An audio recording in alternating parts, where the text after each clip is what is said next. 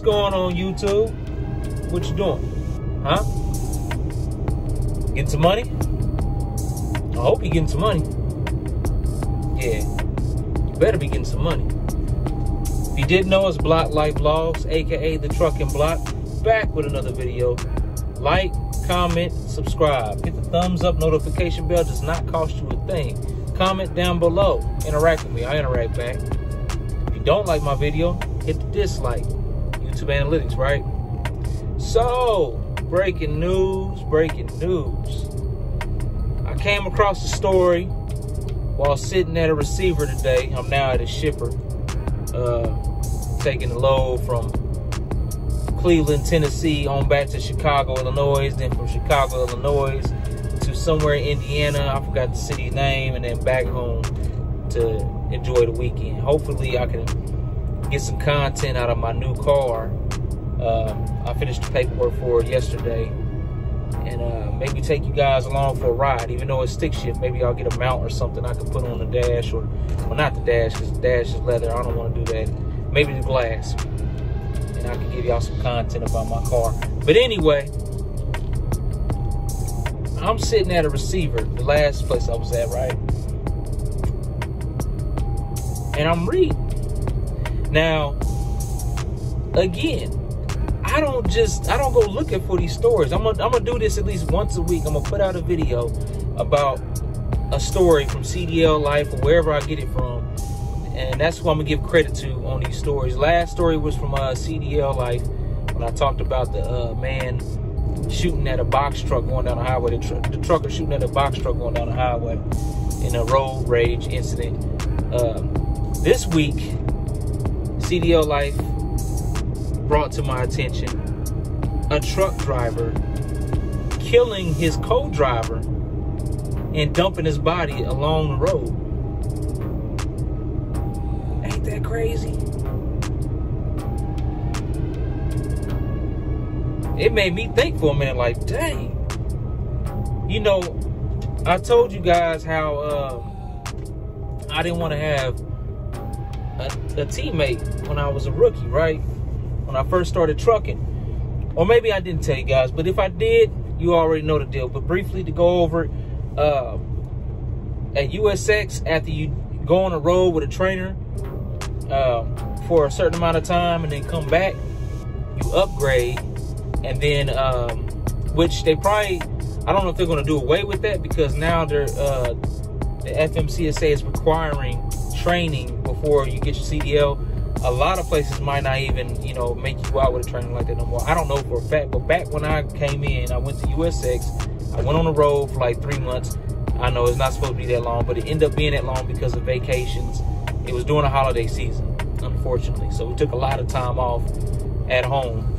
I even went to my trainer's house in the midst of all that. Anyway, you upgrade after your training. Your trainer drops you off at a terminal, wherever. Mine was Irving, Texas. You upgrade, then you go get your truck, or somebody else gets a truck and they become your teammate. You get what I'm saying?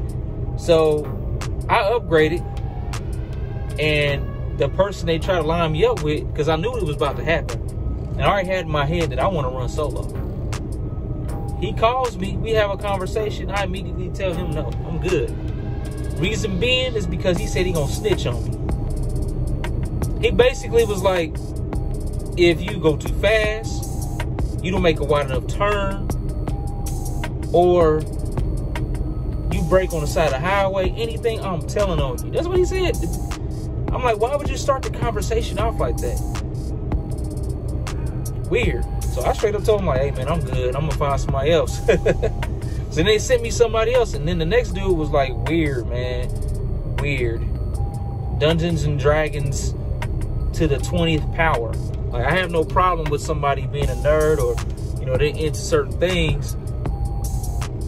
I had a homie like that growing up, you know what I'm saying? And he ended up growing into a really cool guy. But he's nothing like my homie, the dude I talked to. So I said no to that one too. The fleet manager got frustrated and sent me an older lady, 20 years older than me. And both of us was like, are you out your mind? Not only is she a female, but she's older. Like, come on. I'm a married man, and on top of that, she's older. Like, we're 20 years apart, and we ain't gonna listen to the same music, none of that. And you want me to share a truck with this woman? And what truckers don't tell you, to keep it 100, when you co-ed like that, you must be single, because you are sharing a very small space with another adult. Yeah. Anyway, I did not take a teammate, and I'm so glad I didn't. But I never thought, out of all the issues I was having finding a teammate with USX, it never crossed my mind that they could possibly kill me. So let's get to the CDL life story. I got my laptop here because I didn't feel like writing down the information like I did with the dude that shot at the box truck. But yeah. Story reads from CDL Life. A truck driver has been arrested after police say he murdered his co-driver and dumped the body in a roadside ditch. Wow. Continues. The truck driver was arrested on Tuesday, March 15th in Arlington, Texas. According to 13 WTHR News, cleaning crews were working on the Interstate 65 in White County just south of State Road 18 on March 8th when they spotted a body in a roadside ditch. So it took them a minute to, track him down, which makes sense because he is a trucker. He's on the road. So it took them a while to, track him down and arrest him. I'm pretty sure they contacted the company and told him what's up, and that's how they were able to get him. But anyway, after finding out who his teammate was and all that, further investigation revealed that the body, 63-year-old Aristide Garcia, hope I said his name right, of Los Angeles, has been reported missing by his trucking company in Cedar Rapids, Iowa. Oh, okay. I didn't read that part. I just kind of glanced over the story. So his trucking company reported him missing. So did the co-driver report him missing first and then just kept going after he dumped his body? Possibly. Anyway, investigators identified the man's co-driver, 44-year-old Miguel Abergruin, I don't know how to say his last name, of Miami, Florida, as a suspect and have since taken him into custody. Okay, let me try his name again. Abergruin is currently jailed in Texas while he awaits extradition to Indiana. Wow. What highway they said it was on? 65. Wow. I've been up and down 65 quite a bit of times, man. That's crazy. So I'm gonna have a picture right here so you guys can see his face the whole time I'm talking, because I think his face needs to be exposed. You know what I'm saying? For what he did, that's not right. It was an elderly man that he killed too, and my prayers go out to that man's family. That is like the most terrible way. I ain't gonna say the most terrible way, but it's one of the most terrible ways of finding out that your trucking family member has passed away. We go through a lot out here. Close this laptop real quick. We go through a lot out here, and we deal with a lot of road rage. We deal with different weather patterns, dealing with not being able to park at truck stops lately. Fuel prices are extremely high. Brokers cutting us, you know what I'm saying, taking extra money now because they're trying to make a profit, flip a profit because of inflation. Long wait times at shippers and receivers, rude guards at gates, and we deal with a lot.